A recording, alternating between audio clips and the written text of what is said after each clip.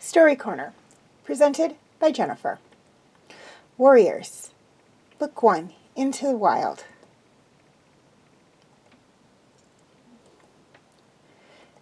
Okay, for those of you who have not yet seen the first few videos for Into the Wild, I suggest you go view this now, as this is a continuation of that story.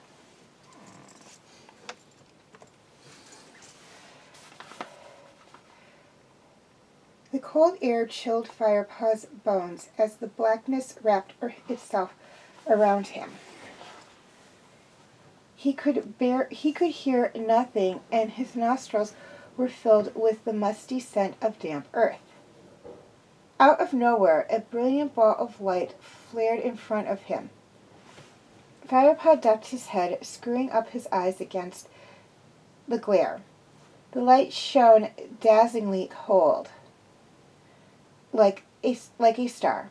Then it blinked out, disappearing as quickly as they had come. The darkness fell away, and Firepaw found himself in the forest. He felt comforted by the familiar smells of the woods. He breathed in the moist green scents, and calmness flowed through his body. Without warning, a dreadful noise burst from the trees. Firepaw's fur bristled. It was the screeching of terrified cats, racing out from the bushes up ahead. Firepaw recognized their ThunderClan pelts as they fled past him. He stood rooted to the spot, unable to move. Then came great cats, huge dark warriors, their eyes glinting cruelly. They thundered towards him, pounding the earth with massive paws, their claws unsheathed. And out of the shadows, Firepaw heard a high, desperate cry filled with grief and rage. Greypaw.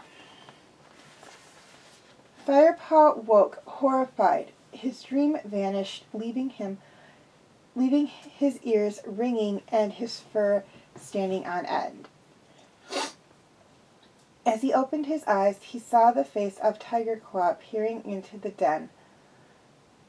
Firepaw leapt to his feet, instantly alert. Something wrong, Firepaw? Asked TigerClaw. Just a dream, Firepaw mumbled. TigerClaw gave him a curious look, then growled, "Wake the others. We leave shortly." Outside the den, the sky glowed with a new dawn, and dew sparkled on the ferns.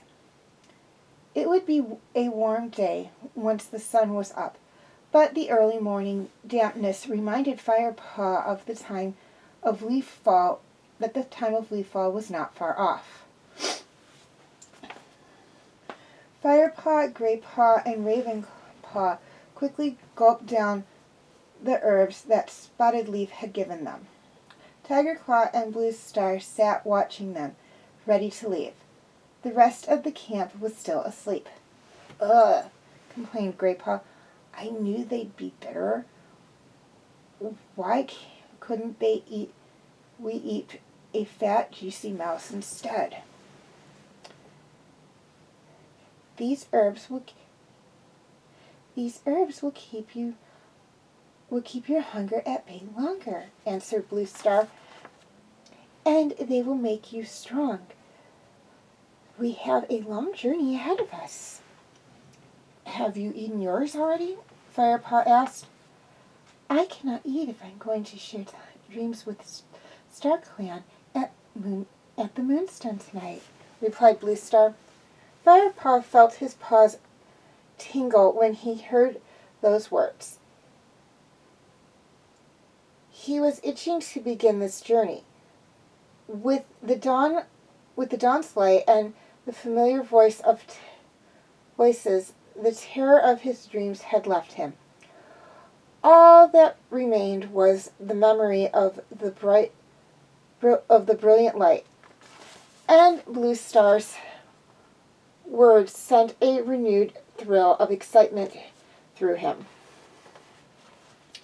The 5 cats made their way through the grouse tunnel and out of the camp. Lionheart was just returning with a patrol. "Safe journeys," he meowed. Blue Star nodded.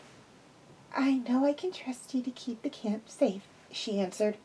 Lionheart looked at Greypaw and dropped his head. "Remember," he meowed, "you are almost a warrior. Don't forget what I have taught you."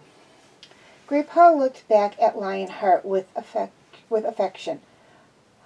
"I will always remember, Lionheart," he meowed, nudging his head against the tabby's broad golden flank.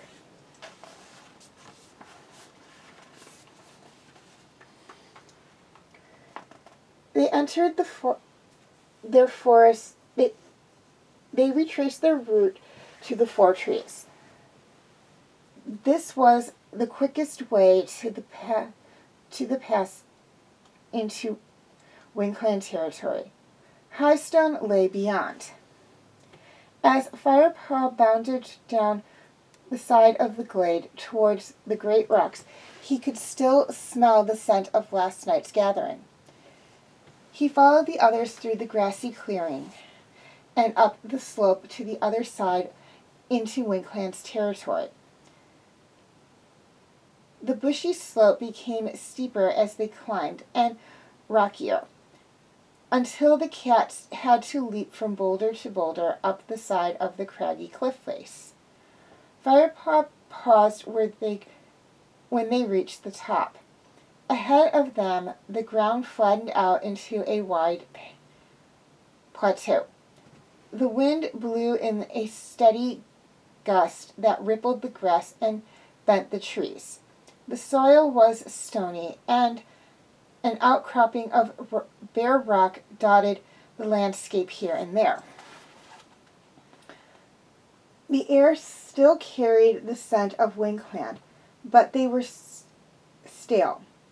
Much fresher and more alarming was the pungent markings of ShadowClan warriors. All clans are entitled to safe passage to the Moonstone, but ShadowClan seems to have no respect for the warriors' code anymore. So be alert, warned Blue Star.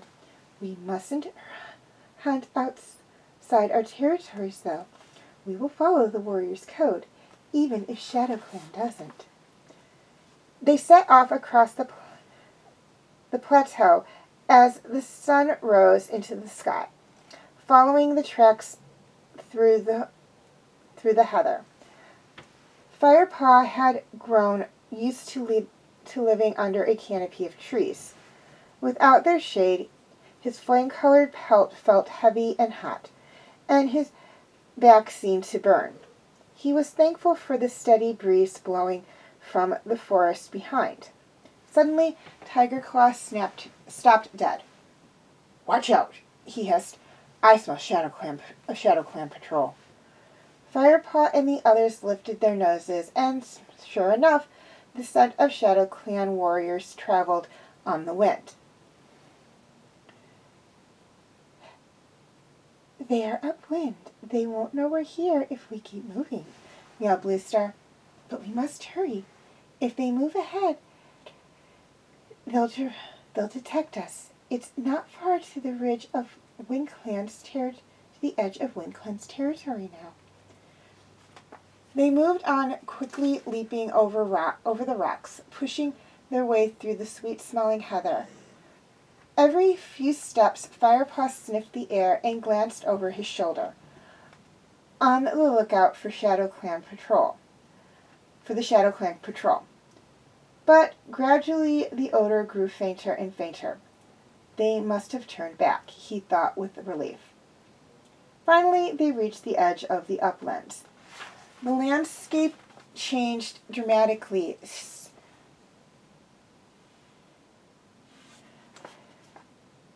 shaped and altered beyond recognition by two lakes, with wide earth tracks crisscrossed green and golden meadows. Small woods dotted the land, and two lake nests were scattered here and there among the fields. In the distance, Firepaw saw a familiar wide gray path and the acid tang that stung his throat drifted on the breeze. "Is that the Thunder Path?" he asked Graypaw. "Yep," replied Graypaw. It runs up from ShadowClan territory. Can you see the high stones behind it?" Firepaw looked at the distant horizon. The land rose sharply up to a point, jagged and barren. "Do we have to cross the Thunder Path, then?" "Yep," and meowed Graypaw. His voice was strong and confident, almost cheerful as he faced the difficult journey. "Come on," Bluestar meowed. She bounded forward. "We can be there by moonrise as long as we keep up the pace." Firepaw followed her with the others, down the hill, away from the bleak hunting grounds of WindClan, and into the lush two-lake territory. Keeping near the hedges, the cats walked on. Once or twice, Firepaw could smell prey scents from the bushes, but Spotted Leaf's herbs had succeeded in taking the edge off his hunger. The sun was still hot on his back, even in the shadows of the hedgerows. They skirted a two-leg nest. It stood on a wide expanse of hard white stone, with smaller nests around the edges. Keeping low, the cats crept past the fences that surrounded the white stone. A sudden barrage of barking and snarling made them spin around. Dogs! Firepaw's heart missed a beat. He arched his back, fur bristling from nose to tail. Tiger Claw peered through the fence. It's all right. They're tied up," he hissed. Firepaw looked at the two dogs scrabbling on the stone barely 10 tail lengths away. They were nothing like the pampered pets that had lived in the gardens of the two-lake place. These creatures stared at him with wild, killing eyes. They strained at their ties and reared up on their hind legs. They growled and barked, their lips drawn back to reveal huge teeth, until the shout of an unseen two-leg silenced them. The cats moved on. The sun was beginning to sink by the time they reached the Thunder Path. Blue Star signaled for them to stop and wait beneath the hedge. His eyes and throat stinging from the fumes. Firepaw watched as the great monsters flashed to and fro in front of him. "We'll go one at a time," meowed Tigerclaw. "Ravenpaw, you first." "No, Tigerclaw," interrupted Blue Star. "I shall go first. Don't forget, this will be the first time of crossing for the apprentices. Let them see how it's done." Firepaw stared at his leader as she padded to the edge of the thunder path and looked up and down. She waited calmly as one monster after the other flew past her, ruffling her fur. Then, when the ear-splitting roar paused for a moment, she raced across to the other side. "Off you go, Ravenpaw. Now you've seen how it's done," meowed Tigerclaw. Firepaw saw Ravenpaw's eyes widen with fear. He knew just how his friend felt. He could smell his own fear scent. The small black cat crept forward to the edge of the road. It was quieter, but Ravenpaw hesitated. "Go!" hissed Tigerclaw from the hedge. Firepaw saw Ravenpaw's muscles tighten as he prepared to run. Then the ground began to rumble beneath his paws. A monster sped out of the distance and hurled past. The black cat shrunk back for a moment, then pelted over to join Blue Star. The monster coming in the other direction threw dust up where his paws had been just a heartbeat before. Firepaw felt his first shiver as he took a deep breath to calm himself. Greypaw was lucky. A long lull let him cross safely. Then it was Firepaw's turn. "You go on, then," growled Tigerclaw. Firepaw looked from Tigerclaw to the thunder path, then walked out from beneath the hedge. He waited at the edge, as Blue Star had done. A monster was rushing towards him. Firepaw looked at the approaching monster.